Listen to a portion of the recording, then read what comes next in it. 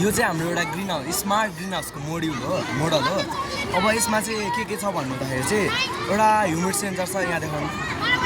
temperature humid sensor छ यहाँनिर चाहिँ अनि सोइल मोइस्चर सेन्सर छ यहाँ मुनि चाहिँ यो चाहिँ सोइलमा गाडेको हुन्छ किनकि सोइलको मोइस्चर हामीले चेक गर्नुपर्ने हुन्छ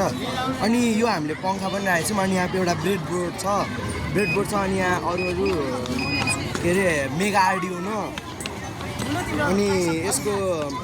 के अरे युएनओहरू छ यसमा चाहिँ अनि यो चाहिँ हामीले ब्याट्रीले पावर गरेको छौँ अब हाम्रो चाहिँ के हुन्छ भने यो हामीले अहिलेको लागि चाहिँ हामीले यो राखिदिएको छौँ तर यसको पावरले चाहिँ अब यसलाई थाम्दैन त्यही भएर चाहिँ ब्याट्री नै युज गरेको छ यसमा चाहिँ यो चाहिँ धेरै तातो भने यहाँनिर 70 डिग्री 32 डिग्रीभन्दा माथि टेम्परेचर पुग्यो भने चाहिँ यो यसको पङ्खा स्टार्ट हुन्छ फ्यान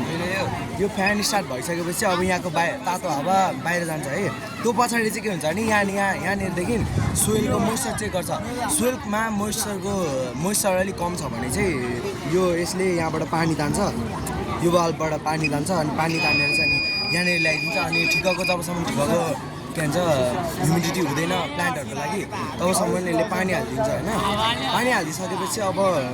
यसको ठ्याक्कै सबै मिलिसकेपछि अब यो बन्द हुन्छ बन्द भइसकेपछि अब यो प्लान्टहरूको लागि राम्रो वातावरण हुन्छ थ्याङ्क यू